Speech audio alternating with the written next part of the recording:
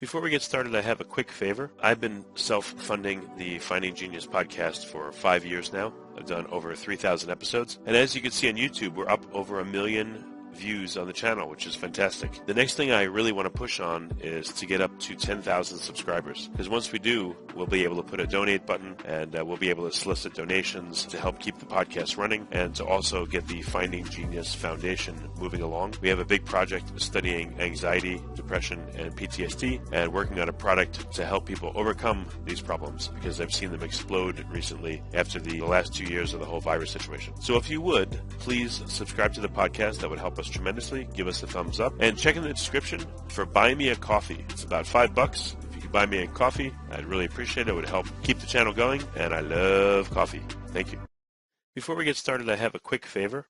I've been self-funding the Finding Genius podcast for 5 years now. I've done over 3,000 episodes. And as you can see on YouTube, we're up over 1 million views on the channel, which is fantastic. The next thing I really want to push on is to get up to 10,000 subscribers. Because once we do, we'll be able to put a donate button and we'll be able to solicit donations to help keep the podcast running and to also get the Finding Genius Foundation moving along. We have a big project studying anxiety, depression, and PTSD and working on a product to help people overcome these problems because I've seen them explode recently after the last 2 years of the whole virus situation. So if you would, please subscribe to the podcast. That would help us tremendously. Give us a thumbs up. And check in the description for Buy Me a Coffee. It's about $5. If you could buy me a coffee, I'd really appreciate it. It would help keep the channel going, and I love coffee. Thank you.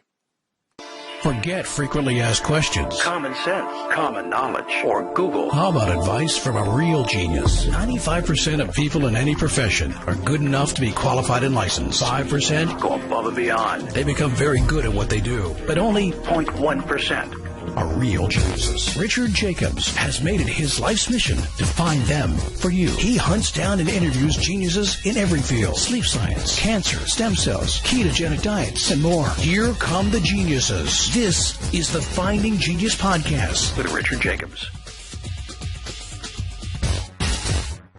Before we begin, a note from our sponsor. I'm Richard Jacobs, Executive Director of the nonprofit Finding Genius Foundation and host of the Finding Genius Podcast. In late 2016, I was rear-ended at 65 miles an hour by a truck on the highway, which sent me off-road into a ditch. The impact of the collision gave me a concussion and other injuries. At the hospital, a CT scan showed that I had thyroid nodules, which turned out to be cancer. It was then, when I had a biopsy of my neck, that I realized even if I was a millionaire, I wouldn't want a second or a third biopsy due to the pain and the invasiveness of it. And appointments at that time for thyroid experts were 3 to 6 months out. And I was worried about dying now, even if that was irrational.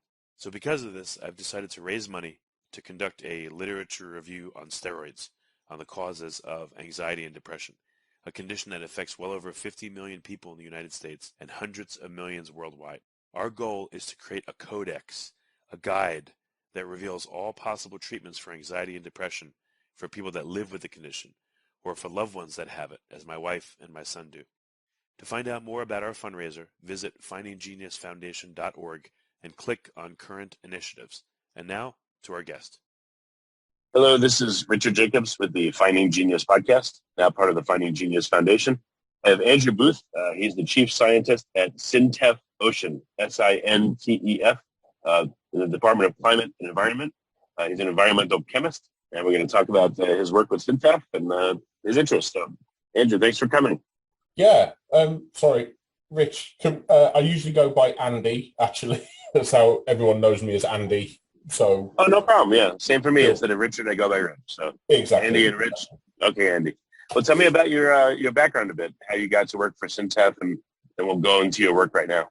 Yeah, so basically I was in the UK where I was born and grew up and did my education, and I got the opportunity to collaborate with one of the SINTEF research institutes as part of a postdoc position, and that was coming to an end, and they had a vacancy, and I ended up moving over to beautiful Norway 16 years ago now. So I've been over here for 16 years. So what does SINTEF stand for, and what does the organization do? It's one of the best kept secrets, actually. It's a very old name. It did stand for something in the past. It's a Norwegian phrase, but it's just SINTEF now. That's what it's called. And SINTEF itself is actually currently at least, 5 different research institutes, one of which is SINTEF Ocean. And we're a fundamental and applied research institute based here in Norway. We're primarily in the city of Trondheim, but we have quite a number of employees in the capital in Oslo. We have other SINTEF institutes, including SINTEF Energy, SINTEF Digital, SINTEF Industry. Is it a think tank, or is it a government agency, or? No, we're an independent research organisation. So we do contract research. It's either winning public money through research councils or government-funded open sort of competition, or we work directly for industry or any customers. We work directly for local governments, small industry, big industry. And we also, we compete for sort of public funded research with our own ideas. So what we try and do is we use the sort of public funding to do fundamental research, where we sort of develop new methods, technologies, knowledge, and then we take that to a more applied environment with industry most often. Okay, well, what's your current projects about? What are you working on? So my background, as you mentioned earlier, is I'm an environmental analytical chemist. So I particularly like looking to measure different pollutants in the environment. So I started out with looking for chemicals, and in particular oil. So I did a lot of work with oil pollution in when I was younger. And then over the years, that's evolved through looking into new emerging pollutants, so different types of chemicals that are starting to come onto the market. That's included quite a lot of work on nanomaterials, and then microplastic and plastic pollution became really a hot topic in recent years. And so mostly in recent years, I've had the bulk of my research has been focused on plastic related issues, but that can be all aspects from being able to measure, finding ways to measure plastic in the environment, particularly microplastic, which is these small plastic particles, less than 5 millimeters. Yeah, So I've done a number of interviews on microplastics. So if it's all right with you, let's focus on that. What facets of microplastic contamination are you looking at? So this one of my particular interest areas is how plastic degrades and how it changes, both in terms physically, fragments, and how different polymers change or fragment or degrade over time, and what processes, whether it's UV degradation from sunlight, whether it's mechanical or physical degradation, microbial degradation, how these types of degradation mechanisms impact the plastic, and then also what properties of the plastic control the degradation. Certain polymer types degrade faster than others. We're very interested in the role of chemicals, what we call plastic-associated chemicals. So these include chemicals that are specifically added to give particular plastic material key properties. It might be increased flexibility, particular color, resistance to fire, all sorts of different properties that you can give a plastic material by adding certain chemicals. Yeah, what are some of the PAS that are in common plastics we use? Like, I don't know if you know about water bottles or, other types of what's added and why. Yeah, we really we try to work with the ones that are produced in the largest quantities. So that's your polyethylenes, polypropylenes, PET. That's where your water bottles or drinks bottles come from. Those types of materials, they're the ones produced in highest volume. They're the ones that get into the environment in the highest volume as well. So, we want to look at all aspects of this really. Where do they, how do they fragment? Where do they get transported to? Where do they accumulate? What impacts they have? Where, in different environmental compartments and to different organisms. A small 5 millimeter particle is towards a big fish is very different towards a little zooplankton, for example. There's quite a complexity to the whole issue and trying to sort of assess the risks. I think probably one thing that I always like to try and say about plastic and particularly microplastic pollution is that we use this one term, microplastic, and in our heads, we sort of think it's one thing. It's a bit like saying chemicals and meaning one thing. Actually, microplastic is this huge continuum of different sizes, shapes, polymer types. So it's a real complex mixture, and that's what makes it hard to assess from a risk perspective. Well, okay. Well, I mean, what are you trying to ascertain? Well, actually, let me back up from there. What are the role of some of these additives, polyethylene or PET or, again, what are the common roles where Yeah. consumers would use it? Yeah, so these are chemicals that you probably you wouldn't notice as a consumer, but they're the ones that protect in some cases. So quite a lot of plastic products will have what's called UV stabilizers added to them. That stops the plastic from degrading so quickly when it's exposed to sunlight. So that's quite an important one. Some of these chemicals, they increase the flexibility of the particular polymer. That can be a very useful property. Others, if you're thinking of textiles, maybe a sofa at home, that's plastic fibers. Those will have flame retardants in them in case, to try and stop them burning so quickly if there is, unfortunately, a fire. And these chemicals, they're very important for how the material functions, but they're not bonded chemically to the polymer, which means that when they get this material gets out into the environment, these chemicals can leak out of the plastic and go into the environment and become a chemical pollutant as well. So this really is, they can be quite complex mixtures. What do you mean they're not bonded? They're like islands of pigments or islands of these, I would think they would bond to the structure, at least superficially. Maybe through like weak bonds, but it's weakly bonded. It's incorporated into the polymer matrix, but it's not what we would call covalently bonded in a chemical way. The best way to sort of imagine it is that when they're making the polymer material, it's obviously in a liquid form before you use it to create whatever product you want to form or shape, and then you would add these various chemicals, whatever you're trying to make, into that mixture, and that would be sort of mixed in, but it's not chemically reacted in. It's loosely sort of trapped in there, but these chemicals can migrate through the polymer, and certainly those that are in the surface layers can readily come out. This is why BPA, bisphenol A, this is a chemical that a lot of people have heard about, being in the media, quite high profile. That's a chemical that has been proven, it's been widely used as a softener or to increase flexibility. It's been widely used in many, many consumer products in the past and is now trying to be phased out, particularly in children's toys, food contact materials, any products that babies would have. You don't want to have plastic materials that contain that particular chemical because it can leach out when, on contact. But that's just one chemical. There's thousands and thousands of these different chemicals that are used as additives in plastic products. Before we continue, I've been personally funding the Finding Genius podcast for 4.5 years now, which has led to 2,700 plus interviews of clinicians, researchers, scientists, CEOs, and other amazing people who are working to advance science and improve our lives and our world. Even though this podcast gets 100,000 plus downloads a month, we need your help to reach hundreds of thousands more worldwide. Please visit findinggeniuspodcast.com and click on Support Us.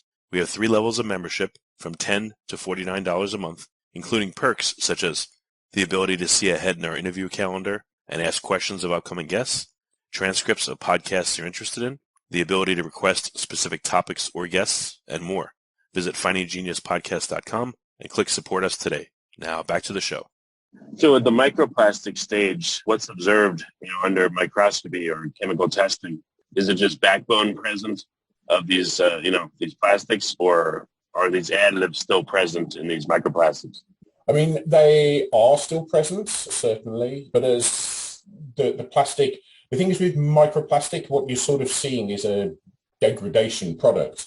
These are fragments of what used to be bigger products. It used to be a bottle. It used to be a children's toy. It used to be whatever it was. And these are small fragments of that material. So they're what we would call partially degraded. They haven't gone back to being converted all the way to carbon dioxide, which is like the end point for degradation of carbon-based materials. So this is like an intermediate step. And so maybe the surface layers of the microplastic particles would have much fewer chemicals in them, but once you get into the core of the material still, they would still be there. And, as you fragment, you increase the surface area relative to the volume, which means that the higher the surface area, the more of this leaching that can happen. But of course, it's complex. Again, not all chemicals behave in the same way. Some leach out of plastic products much more easily than others because of their inherent chemical properties. And this is what we're trying to understand right now. We're still sort of learning at this about this role of chemicals in plastic and seeing beyond just the polymer that we typically use to describe them. Have you seen anyone do some leaching experiments? You take, for instance, a couple of, you take a plastic soda bottle, put it in a tank of salt water, some sand, put some ultraviolet lights on it, and agitate it back and forth, and then sample the water, constituency, before you start, after a day, a week, a month, to see the leaching rate and the degradation rate? Absolutely. And that's exactly the type of studies that we conduct in our labs. So we've been doing that. We're writing a scientific paper right now where we've taken 50 random consumer products and we've done just that with them. Put them into, we've cut them up a little bit to increase the surface area, and then we've put them in water, and then we've sampled over a period of time. We've looked at what chemicals have leached out. Then what we've done is we've used a strong solvent to look at what chemicals are in the original material, and then we're comparing what's in the material and what's leaching out. And then we've also gone on to do toxicity studies with water containing the chemicals. So we then take the particles out, and we can see really, really big differences. So things like you mentioned water bottle, because that's a food contact material, that's quite a heavily regulated sector. In our quite simple toxicity screening tests, we saw no toxicity basically from the leachate water from plastic bottle. But from other products, things like car tires, some other rubber products, PVC-based materials, we saw quite high levels of toxicity to our test organisms. This was microalgae bacteria. And, so we're starting to and then we combine that with the analytical chemistry, which I have an interest in personally. So we're trying to identify these chemicals that we're seeing leaching out, and then we're starting to get an idea of what chemicals are driving toxicity when we start to see them occur in more than one material, and we start to see toxicity in more than one material. Well, okay, so what about the degradation itself, though? Plastic bottles, how long did it take stuff to degrade versus legend has it type assertions that it takes thousands of years, let's say? I love these questions. I love this question, and I love these wonderful sort of graphics that you see in magazines which says, a baby's diaper takes 100 years to degrade, and a plastic bottle takes 50 years to degrade. Is largely meaningless because there's so many factors that control the degradation that you can't put a number on it, actually. For example, most plastic, not all, but most conventional or common plastics are susceptible to UV degradation. But if they're, a few hundred meters down in the dark, cold, and on the seafloor, on the bed of the seafloor, they're not getting exposed to any UV. So the same product on a beach compared to the seafloor would degrade at totally different rates. Right, but what are some of the ballpark numbers for these things? Certainly things that are on the bottom of the ocean. I mean, we're seeing that they're almost unchanged over decades. They still, plastic bottle goes down, it still looks like a plastic bottle 30, 40 years later, and we haven't been using plastic for that long. It's only really since the 50s, and it's only really in the last 30, 40 years we've been using it in such large volumes. So I think we don't really know quite how long plastics will survive in certain environments. We do see on more exposed areas like beaches or, particularly if you have UV exposure, lots of sunlight, if you have waves crashing that are providing energy, then the degradation mechanisms can be quite a bit faster there. And I think the ballpark, like how long have you observed it takes things to degrade? If they are exposed, if they are on the surface of the water, if they are... Yeah, so for example, we did a study. What's very hard is converting what happens in the environment over natural timescales, which, as we sort of just said, is years to decades to centuries potentially, and trying to do that in a 1 or 2, 3 year research project. So we have tools available. We use artificially generated sunlight, so it has all the same wavelength, but we can run it 24 hours a day. We can set it to levels that represent sort of peak summer days, maximum intensities. So we did a study that corresponded to about 7.5 years of natural time. We did it in 10 months, and we were looking at fibers from synthetic textiles. And there we saw that polyester-based fibers in particular, they broke or degraded quite rapidly. And after 10 months, they've gone from being fibers to being tiny fragments of fibers, that really sort of turned to dust. So, and so that's looking at years that you're getting, but there's still, the material is there, it's just in smaller pieces.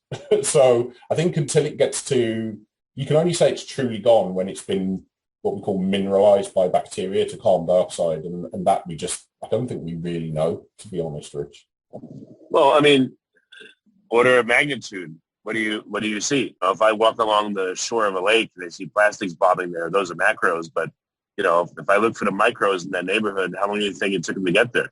Or if I took you on a boat out to the Pacific garbage patch, we hung out there, how long do you think it took stuff to get to that state? What would be your order of magnitude, thoughts? I mean, it's, look at it this way. We're getting microplastic. We're seeing it everywhere. It's either produced or being released as microplastic through, like degradation mechanisms, through us humans using the consumer products and going out, or it's degrading in the environment. And what we're pretty certain is that a large proportion, probably 80% of the microplastic in the environment is actually formed on land through human activity and not through degradation. So I'm genuinely struggling to put any sort of meaningful or reliable number on your question. I'd love to be able to. I'm trying not to give a politician's answer either, because that's not what I want to do. But there's so many factors, because different polymers behave at different rates. So the problem is everyone says that, but then no one wants to do experiments, it seems like, to get order of magnitude. Like, if just for instance, plastic bottles, again, if I threw them in this environment I'm talking about, and after a month I saw nothing, okay. But if after a month I saw, let's say, significant leaching or degradation, then I could say, you know what? It's probably not 50 years in the environment, at least in conditions kind of like this. It actually looks like maybe months. So we can get, just like I said, an order of magnitude ballpark. Yeah. And from there, then yes, you can refine it. If you're saying that something is it still recognizable as a bottle, then I would say floating on the surface, it's probably got some years before it's fragmented sufficiently. So a few decades, 20 years.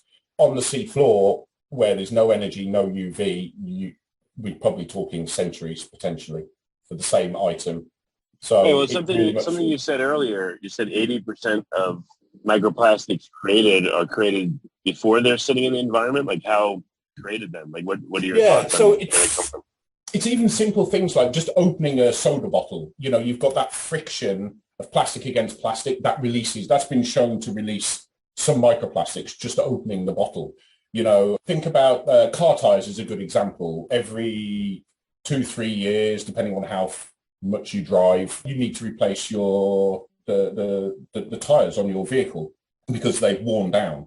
I think it's something like the average car tire loses about 1.5 kilograms in weight during the time from being brand new to needing changing. So 4 tires, I don't know, on a car, 6 kilograms. So, these are all types of sources where we as humans, through our activities, are taking a large plastic item and fragmenting it into microplastic through our actions.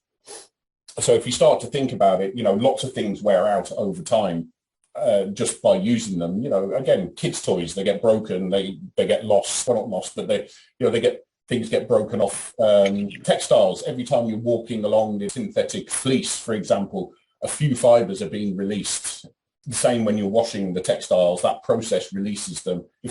So that's what I mean, that, the estimates, these are all sort of calculations, because you can't test this empirically. But this is good. These are very useful estimates. I didn't know that. Yeah.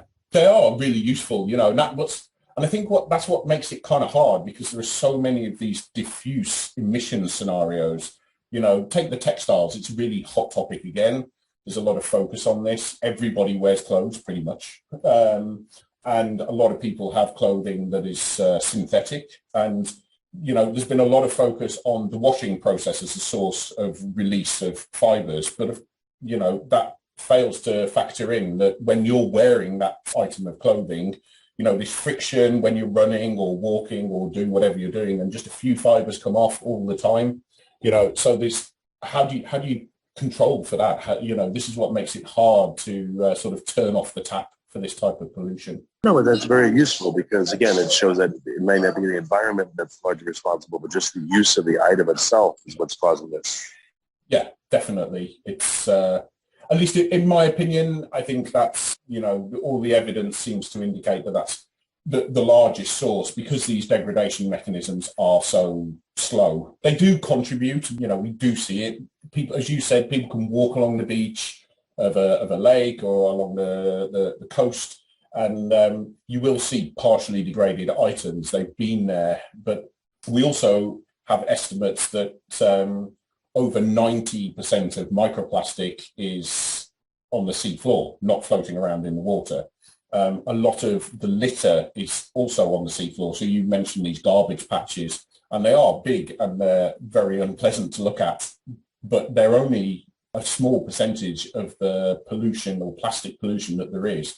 A lot of it is on the seafloor, below the surface, where you can't see it so easily. And that's an area where it's also least likely to degrade.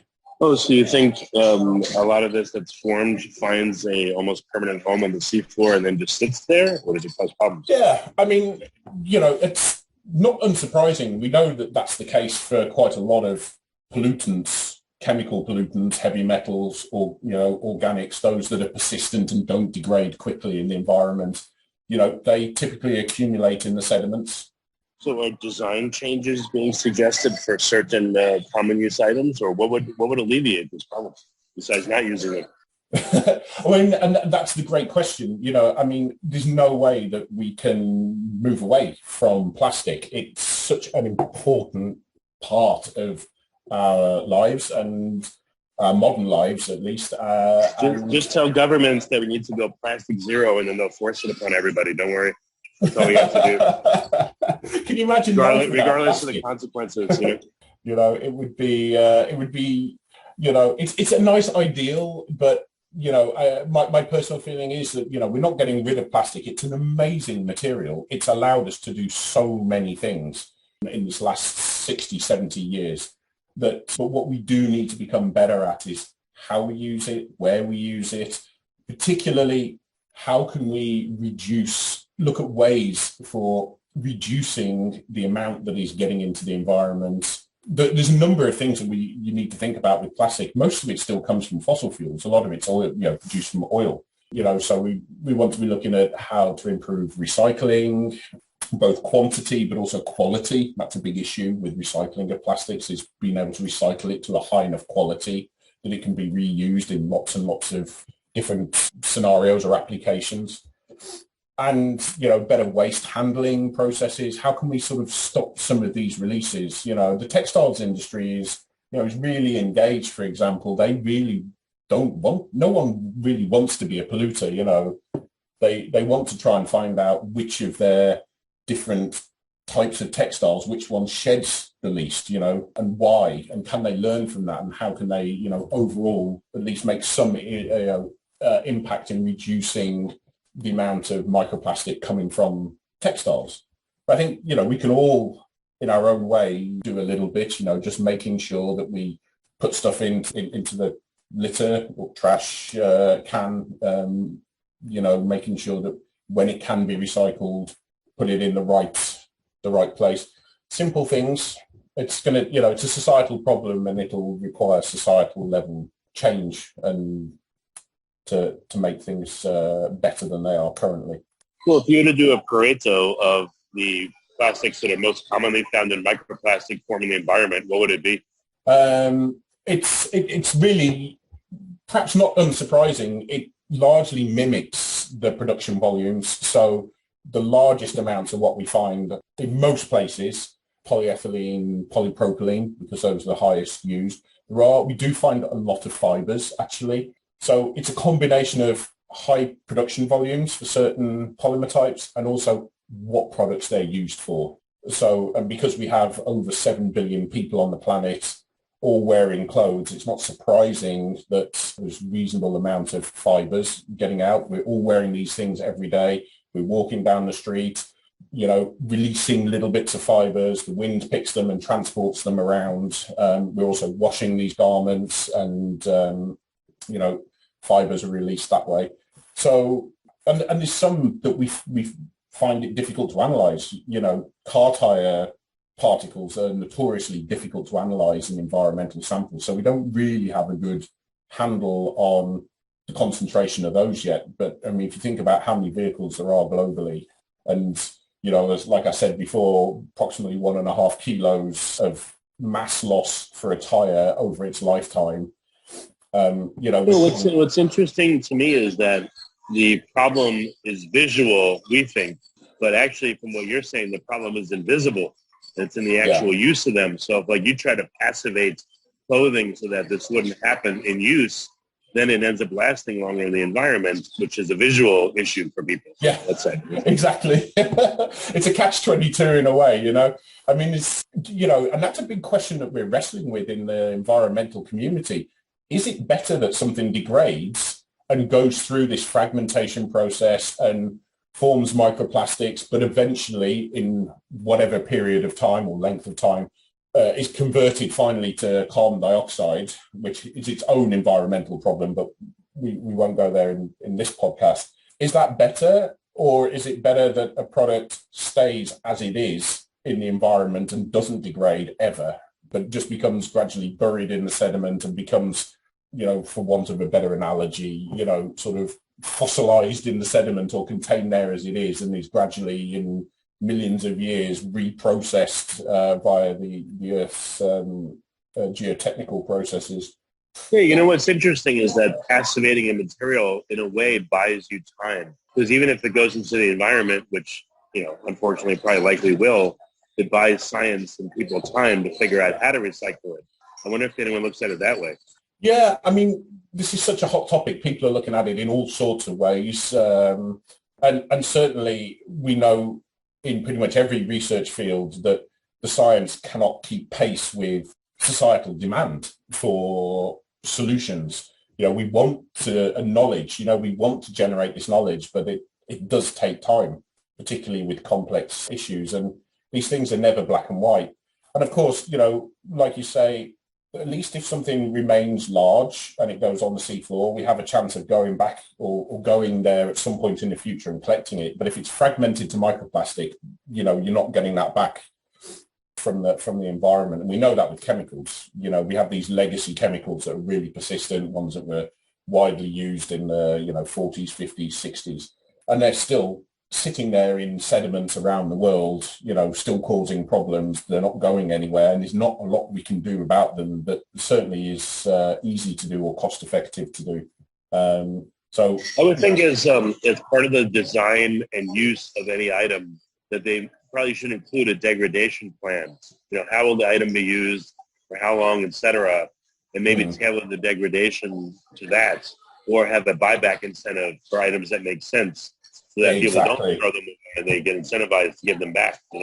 Yeah, there's all sorts of different sort of concepts that are being sort of put forward, including those that you just mentioned, things like extended producer responsibility, that, the manufacturer of a product has a responsibility for the product over its whole life cycle, not just until the point that it's sold or the guarantee has run out on it. So there's that side of things. There's, what materials, there's a lot of talk about, should we shift more to biodegradable polymers, that, are designed to degrade more rapidly than conventional polymer types. But there's lots of, that sounds great on sort of quick analysis, but when you start to look into the details, there's some big issues around that concept in itself, actually. Yeah, very, very interesting. So what questions are you trying to answer with your particular research right now?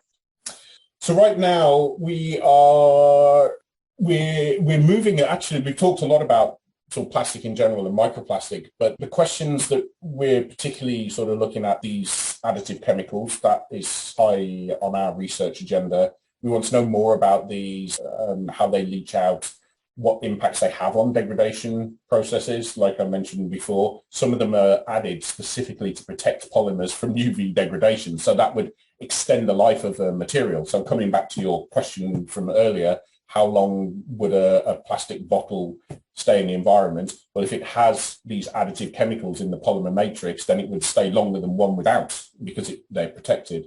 And the other thing that we haven't mentioned, but is nanoscale particles, nanoplastic. And this is just coming up now. We're trying in the research community to develop the analysis techniques so that we can actually start to try and look at how much nanoplastic there might be in there, in the environment. So, of course, we've gone from these macro items, they fragment into microplastic, but, we're pretty certain that they continue fragmenting it down into the nanoscale. And from a biological perspective, this is where it potentially gets quite interesting from an impact perspective, simply because once you get to the nanoscale, particles are small enough to start passing across biological barriers. So with most microplastic, it's too big. If an organism ingests it, it goes into the gut and it comes out the other end. But the sort of hypothesis is that nanoscale particles, they're small enough to actually pass through the gut wall and go into an organism. But what we don't have right now are the techniques available for going out and knowing how much nanoplastic there is in the environment. It's a complete, unknown, really. I think until this year, there's been 5 papers that have tried to do this, and they've been very good studies, but I'm sure all of the authors would agree that these are first steps towards a better understanding of that. So I think that's going to be really interesting, because I think from a risk perspective, nano has the potential to be more of a risk than microplastic. Yeah, I've heard there's microplastics in people's blood and in fetal cord blood. And I would guess people that have leaky gut would be more likely to have permeable membranes that this stuff gets through. Yeah, exactly. And of course, that's where it starts to all link together. If you've got these particles that contain all sorts of, let's call them interesting additive chemicals or plastic-associated chemicals, and those are passing through and accumulating in the body of an organism, including humans, of course, then, if they're sitting there, are they leaching these chemicals out into the organism if they're being accumulated? So it all starts to sort of tie together the chemical side and the particle side. And that's also a big question. We still don't have a very good idea of what is, there's more and more toxicity data coming for microplastic, nanoplastic, but what we still don't fully understand is what properties of the particles, whether it's the particles themselves, whether it's the chemicals associated with them, is actually causing the toxicity, and that's going to be important. That could be where we can make real change. If it is primarily the additive chemicals, can we look to find alternative chemicals that still do the same job, a consumer product, but less toxic or less impactful on the environment or organisms? Well, very good, Andy. Where can people find out more about your work? So folks can find out more about my work by following me on Twitter. I'm at Norway_Badger. You can check out the SINTEF Ocean website. If you use search engine of your choice and put in Andy Booth and SINTEF, you'll find me, and there's a list of all the projects that I'm involved in. I'm involved in many, many different projects, many related to plastic of different types. Yeah, so those are good places to find me. And here, of course, on the Finding Genius podcast. Well, very good, Andy. Thank you so much for coming on the podcast. Thank you very much for inviting me on, Richard. It's an absolute pleasure to have been here and have a chat with you today. You've been listening to the Finding Genius podcast with Richard Jacobs. If you like what you hear, be sure to review and subscribe to the Finding Genius podcast on iTunes or wherever you listen to podcasts. And want to be smarter than everybody else? Become a premium member at findinggeniuspodcast.com. This podcast is for information only. No advice of any kind is being given. Any action you take or don't take as a result of listening is your sole responsibility. Consult professionals when advice is needed.